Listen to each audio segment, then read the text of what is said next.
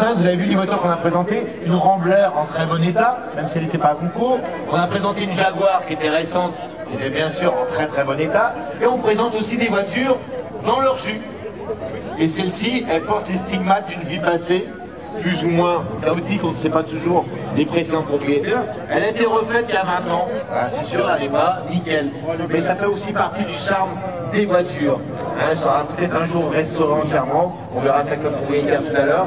Et la 204 Cabriolet, eh ben, ça ne court pas vraiment les rues. On n'en voit pas. Aujourd'hui, il y en a deux. Alors, il y en a une autre qui est arrivée après. Ça a été bien de les présenter toutes les deux. Bon, on n'a pas pu le faire. Et la 204, on l'a déjà présenté plusieurs fois ici, hein, les berlines, même des cabriolets. Dans l'histoire Peugeot, je me répète, mais dans l'histoire Peugeot, la 204, ça a été un tournant dans l'histoire de Peugeot. Pourquoi c'était un tournant? Pour ceux qui m'écoutent, dans l'histoire Peugeot, la 204 a été un tournant au niveau technique. Alors, qui c'est qui peut me donner des indices dans le public? Pour les moteurs en aluminium, chez Peugeot. Oui, moteur en aluminium, entièrement transversal. Et du coup, la chose... Eh oui, enfin avant, oui, conduite traction en général c'est avant, mais c'est bien de le préciser pour les néophytes. Eh bien oui, parce que ça y est, Peugeot passait à la traction avant sur un système, on va dire, assez copié sur la Mini. C'est-à-dire le moteur et la boîte sous le moteur. Là, ça ne fait qu'un seul bloc et l'huile, en fait, circule dans la boîte et circule dans le moteur. Quand vous vidangez la boîte et le moteur. Hein. Après, ça reste en fait des moteurs assez hauts, malgré une ligne assez basse.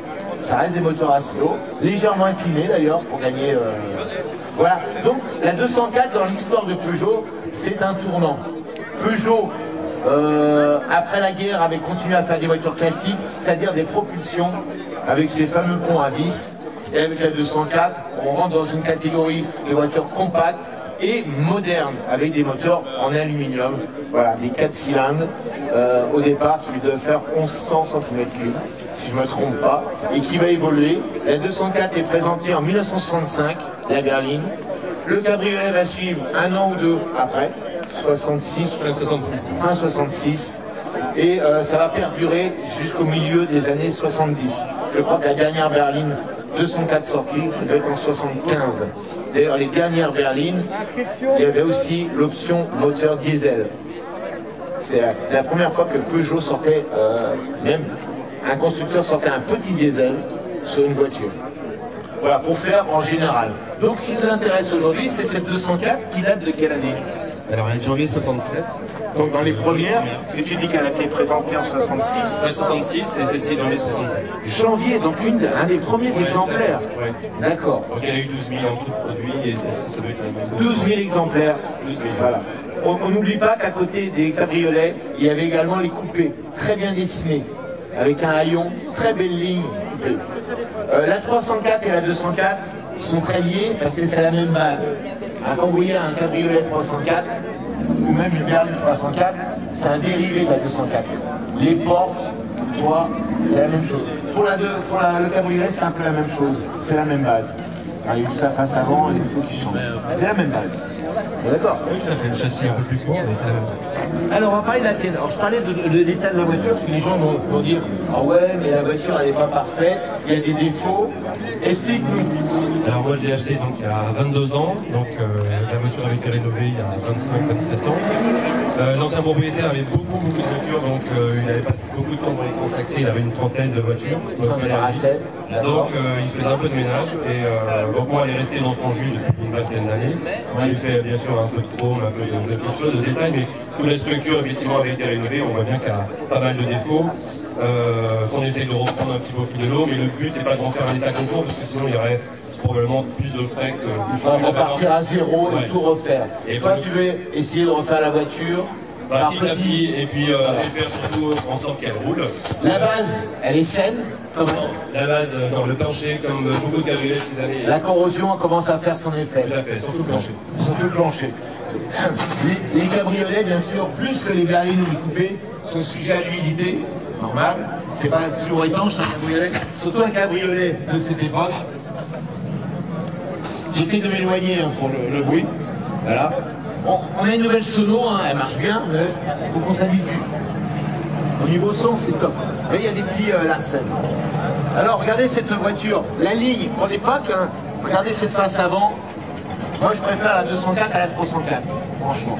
Elle a une ligne qui est très très belle. D'ailleurs, elle est inspirée d'un prototype américain, je crois, de l'époque. Hein, j'ai oublié le nom. Qui portait un nom de femme. Eh oui, j'ai oublié le nom. C'est la mémoire. Mais cette ligne est inspirée d'un cabriolet prototype américain. Et c'est une très très belle ligne. Moi j'adore la face avant, cette ligne. Le coupé, comme je disais, est très très beau. Alors, sauf erreur, elle a été dessinée par Pininfarina, je crois. Pininfarina, je suis pas sûr. Non.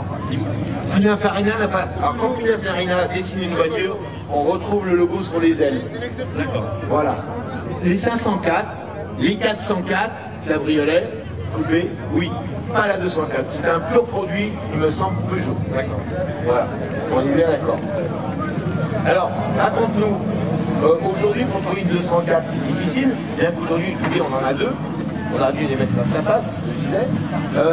C'est difficile à trouver en bon état. Il y avait combien de temps que tu l'as, toi? Tu l'as dit 22 ans. 22 ans 22 ans, donc ouais, avant d'avoir celle-ci, j'ai une berline 204 parce que j'adore les Peugeot. Donc toi, t'es Peugeot. Et plutôt 204. Et plutôt 204. L'avantage, c'est que ciblé, toi, hein. les pièces avant sont d'origine, enfin, elles sont communes. Oui. Donc au niveau mécanique et carrosserie, toute la partie avant, c'est commun, donc ça me facilite les pièces de rechange. Mais ouais, je suis tombé dedans quand j'étais plus jeune. Quand tu étais petit, par rapport à ton père, ta mère? Ouais, tout à fait. Ça fait partie des voitures de jeunesse. Mes parents avaient un 204 break. Et donc, tu as usé des kilos de course sur la banquette arrière. Exactement. Et quand j'ai eu 20 ans, j'ai acheté ma première 204 il y a 25 ans. Ça reste après dans la tête. Hein. Et quand je serai grand, j'aurai la même que papa. Et donc, ça, voilà. Encore des voitures abordables, à petit budget, on peut se faire plaisir. Et puis surtout, combien ça vaut? Qui sont pas exigeantes. Alors, on va dire un cabriolet, voilà, moi je l'ai acheté. Je suis en l'état, bien sûr, mais en 2000 euros à l'époque, à 20 ans, 2000 euros. Ah oui, aujourd'hui, ça vaut entre 6 et 5, 15, 17 000, suivant l'état. Ça peut monter jusqu'à plus de 15 000. Ouais. Et on peut les toucher à partir de 6-7 000. Oui. Ah. Mais là, il y aura bien sûr des frais à faire dessus. On va dire dans un état comme ça. Donc on va dire une moyenne 10-12 000, moi je dirais, hein, pour une voiture en bon état. Voilà, ce qui est encore correct pour un cabriolet de cette époque. L'intérieur est assez rudimentaire. Alors qu'est-ce que vous remarquez, on va demander au public sur ces voitures-là? Regardez l'intérieur. Qu'est-ce qu'on voit? Moi je vois en premier. Voilà, le levier de vitesse à l'américaine, parce que c'est les Américains qui ont été les instigateurs de ce mode de fonctionnement.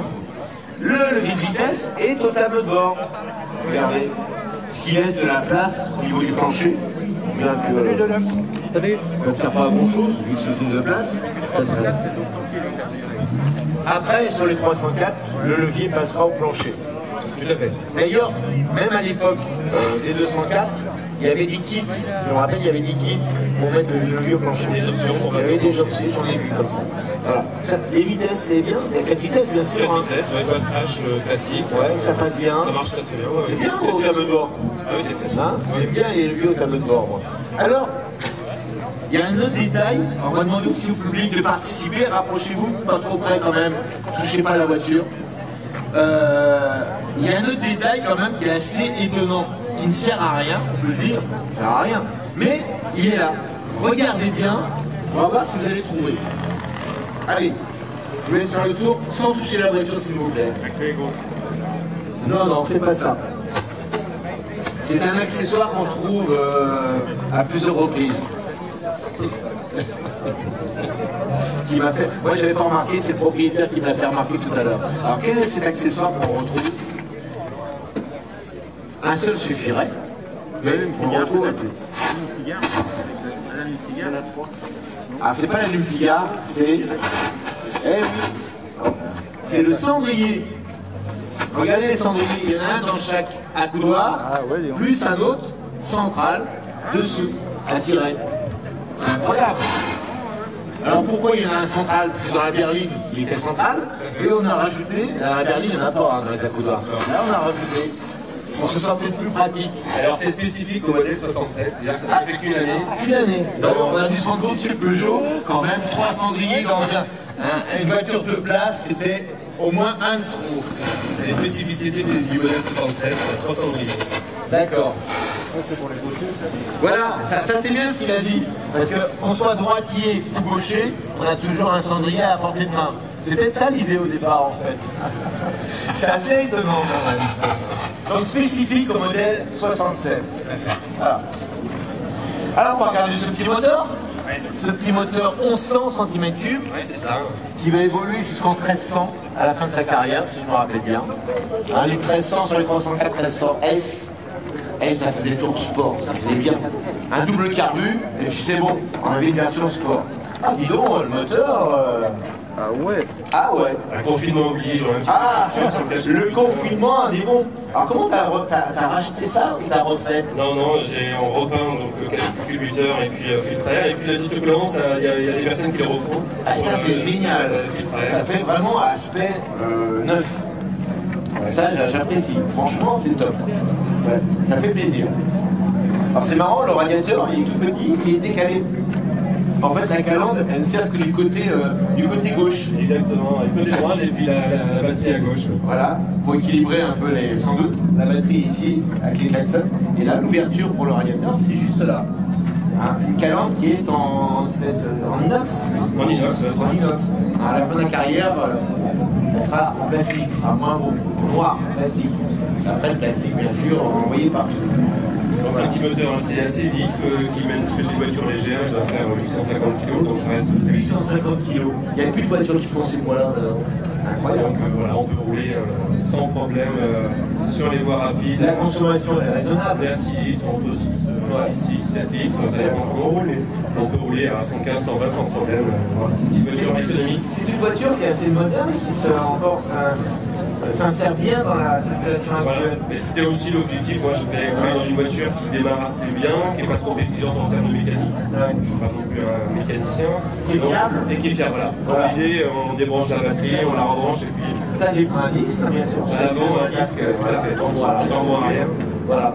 C'est une voiture assez sympa à conduire, je pense. Ouais, tout à fait. J'ai conduit, moi, je dois dire. Elle est très souple, alors voilà, celle-ci elle est un petit peu dure des amortisseurs qui seraient bon à changer, mais sur la berline que l'autre voiture que j'ai, une berline 69, c'est très souple avec très confortable. On en revient à la technique, hein, le moteur transversal, une première chez Peugeot, légèrement incliné pour gagner un peu de hauteur, parce que les voitures un peu trop hautes au niveau CX, c'est pas bon, et la boîte qui se trouve en dessous. Voilà. Après, ça va évoluer, hein, la boîte va glisser sur le côté, on aura un coup sur les 1100, et on gagnera encore de la place. Bien sûr, si on enlève la boîte en dessous, on peut descendre le moteur et gagner de la place et de la hauteur. Voilà. Et franchement, il y a un petit coffre qui est sympa quand même. Oui, qui est assez grand parce que pour l'époque. je pense qu'il est aussi grand que celui de la berline. Il est même plus grand. Il est même plus grand que c'est incroyable parce qu'un cabriolet, en principe, regardez, il est aussi grand que la berline sinon. Là, il est plus grand. Parce qu'on n'a pas la banquette. Et voilà, il est plus profond. Et ouais. Et là, par rapport au véhicule qu'on a vu tout à l'heure, là, il n'y a pas de problème. Hein. Je peux rentrer dedans, je vais mettre en boule, sans problème. Voilà. Donc avec la moquette d'époque, les stigmates aussi. Voilà, tout à fait. Voilà. Le véhicule d'une voiture, c'est important. C'est ce qu'on va retrouver après dans son parfum quand on est dans une voiture ancienne, c'est le fait de laisser un peu les moquettes, les sièges. Quand on rentre dans une voiture, une certaine marque, on retrouve des odeurs particulières de conception, de tissu d'époque. Et ça, c'est important, les odeurs. Hein, les odeurs, c'est du vécu. Exactement. Ça fait partie du. Mais l'aile de Proust, on fait ça quand on était jeune. Voilà. C'est d'origine, c'est ce qu'on parle? Oui, tout à fait. Ouais. D'accord. J'ai jamais vu. Voilà, j'apprends aussi dans le grand. Vous vous rappelez les premières 204, la particularité des premières 204 berlines à l'arrière? Qui s'en rappelle? C'est verrouillé à l'arrière. C'est pas ça, c'est un aspect esthétique, je parle. Les premières 204, les toutes premières 204 n'avaient pas l'aspect de celle-ci. Ah, le feu ne débordait pas sur le côté, il était plus centré en amont.